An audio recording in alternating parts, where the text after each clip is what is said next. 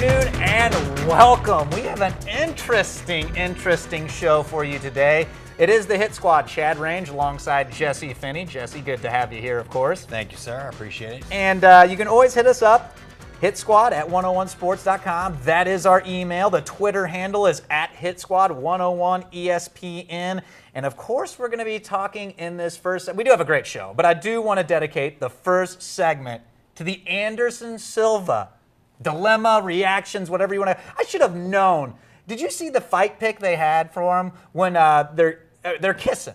Their lips are pushed together. I should have known right then something was going to be cattywampus with UFC 162. Now, all the fights were really good, but leading up to the Anderson Silva debacle, I want your thought. I haven't even talked to you about this. We have not. This is the first we're actually even bouncing it off of each other. What are your thoughts and feelings on what happened to Anderson Silva? I think what happened to Anderson Silva is the best thing's ever happened to Anderson Silva. I can see that. He's went out and he's been so dominant for so long, and now he's actually went out and it's only a matter of time. If you fight like that and you drop your hands like that, it's only a matter of time before you're going to get caught. And something like that, it's going to change a lot of people's perspective in the sport. The first time you walk into a gym, the first thing they say is hands up, chin down. Hands up, chin down. I know that. I'm not even a fighter, and I know that is the number one thing in fighting. Keep your hands up. It's not and I've talked to a lot of people about this, and the thing is I feel what makes Anderson Silva so good is the fact that he's so elusive. He's kind of got the Muhammad Ali about him. So they say, oh, it's so disrespectful for the sport, and he's just doing this, he's being disrespectful. Hey, I do think he's being disrespectful. But I can also say that plays into why I think Anderson Silva is so good, is because he draws you into that, and then when he draws you into that, he goes out and he's going to catch you with a straight left hand or a straight right, and he's going to catch you. Now, do I think it's going to change his whole fighting style over a matter of time? It possibly could, man. I mean, something like this. I think Chris Weidman actually won the first round. He did. Okay, he did. But I can tell you this, the last minute of that first round was starting to go right down here for Chris Weidman. And the second round, if you look at that, he was going like this. Chris Weidman was starting to fade a little bit, fade a little bit, fade a little bit in the second round. Now, I will say, and I'll go on record as saying this, I will be more excited about the rematch than I was for the first fight because I thought Chris Weidman was actually going to dominate him. And I told you this. I said there's a guy out there that can beat him. It's going to be Chris Weidman, simply on his wrestling skills. Anderson's wrestling looked way better than I gave him credit for. You got to get takedown on one of them. And he got taken down. He did okay on the ground. He got hit, but he was able to get away, and he did stuff one. It surprised me that he got away. I'll be quite honest with you. I really did because he's a superior grappler than Chris Weidman. And if you look at the next fight, man, which is going to be, I think it's Super Bowl weekend. It's already done, but it's going to be awesome. I thought for Weidman, I thought they didn't have a date set for 13. No, from what I'm hearing, it's going to be Super Bowl. It's going to be a moneymaker. It's going to be a moneymaker. So I mean, it's speaking of moneymaker, happen. They're saying there's a guy that dropped $1 million on this bet and put $1 million on Chris Weidman to win. Now there's all kinds of investigations going on. Who dropped $1 million? And no, it wasn't Dana White. It wasn't me. I can tell you that. I didn't have $1 million. But you wouldn't be sitting. I wouldn't be sitting here if it was me. I'd be vacationing somewhere else. But that is interesting. And I don't. First and foremost, I don't want to take anything away from Chris Weidman. He is the new champion. He went in there and fought. And he hit him, man. I mean, listen. At the end of the day, it's going to be who puts his little 4-ounce gloves on your chin. And he was the guy that could find Anderson Silva's chin. A lot of those other guys couldn't find Anderson Silva's chin. So, I mean, he went out, he caught him with a good left hook, man, and he put him on his butt. And I'll tell you right now, the cornerstone of martial arts, we've talked about it, the three things you teach is attitude, discipline, and respect. Absolutely. And I would have to say that Anderson Silva had none of those things in that fight. His attitude was, I think he was lackluster. I mean, this is the champion. That's Anderson Silva, man. That's the way he acts. Well, that's the way he acts. That's part of him and what makes him so good. And I agree with you. Do I think that he actually was showing any attitude or discipline and respect? No, I really don't. But at the same time, yes, he kind of was because that is how he gets in his mindset of how to fight. And they talk about boxers talking to people as they're fighting. Yeah. That plays into people's games. Well, I understand that, and you can play those games. And I tell you what, I can honestly, personally thank Anderson Silva because I have a son, and I want my son to compete in sports. And I will punch this video up and say, son, when you get cocky and you think you're so much better than everyone else, take a look at this. This was the crown for me, but at the same time, for me, it would be like Michael Jordan in Game 7 saying, you know what, I'm just going to talk trash and shoot three-pointers. Okay, but did Michael Jordan sit there and talk trash and shoot three-pointers the whole time?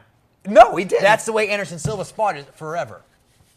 Yeah, I mean... And listen, I'm not a fan of it. I'm not a fan of what he does. But I also say that, like, that is how he fights. That's how this man wins fights, is he gets in people's heads. That's what Weidman said, man, he's another fighter to me. And I believe Weidman, and I picked Weidman, and I'm saying, like, I thought from the very beginning, Weidman's is had 10 fights now. Okay, he's above 10 fights because of his mental capacity. Oh, yeah. Okay, and I mean, so he's not the guy that's going to let someone get into his head. And Anderson Silva's not going to get into Chris Weidman's head. But there's a lot of guys that Anderson Silva did get it in their head. But even as, I mean, you and I agree, the first round was Weidman. When was Anderson actually going to fight and quit talking? Right when he got caught. I mean, he was still talking. He was great. He started landing some hard leg kicks. Hey, I'm happy as can be that Chris Weidman knocked him out. I like Weidman. I think he's a better fighter. I think he's got a better future. I think he's got a better future for the UFC. Okay, and I think he's long term. No. They needed a change, and this is the reason that we're talking about it this long. Right. Because there's a change. If Anderson Silva would have went out and knocked him out, I'm like, oh, well, we would, yeah, exactly. Another knockout, Anderson Silva. But at the same time, if Anderson Silva, I think, would have went in there and, took it seriously and not been the acting, oh, yeah. But he does it in every fight, Chad. I mean, but for that long? Not always, but I mean, I don't have my stopwatch out watching every one of his fights. Exactly, and I mean, he should have. I mean, I just feel like he should know that. Okay, that first round.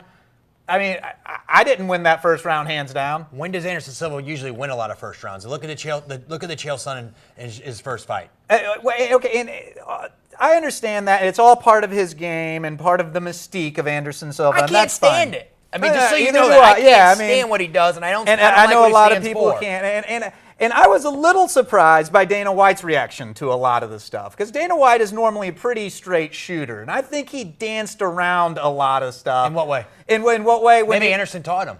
Well, I think it was. I mean, he got asked about the lack of respect, and even John Jones said there was lack of respect there, and the war gods, frowned upon it, and that's what he got. And I think there's no disrespect there, and I think there was. And I mean, on top of it, and of course he's going to downplay. I mean, and you didn't have to go very far. And like you said, there is a big internet conspiracy that this thing was rigged. No, and then there is. I mean, I'm not saying it. I don't believe it was. Let me. Okay, I want to go believe everything you read on the internet. Well, I got news for you. But I mean, and there's no conspiracy, man. I mean, like, listen.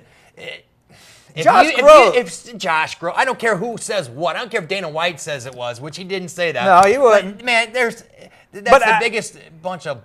I wish I could use many other words here, and I'm so tired of hearing that crap. Well, exactly. See, so it is out there. You admit. I mean, people have asked me, and exactly. and I tell you what, I did the same thing I'm doing to you. I'm gonna laugh in your face. Well, that's fine, but I'm telling you right now, the UFC will see a mass exodus if they have a bunch of rumors going around. They're fixing fights. Well, there's a lot of people. I bet you that they sell more in the second pay-per-view than they do. Oh, absolutely, because I think Anderson will fight in the second one and do a lot less talking and acting. I tell you, no one pays to watch Anderson act or talk. I'll tell you that right now. We pay to watch him fight. I'll tell you and we did not get that. I'll tell you this.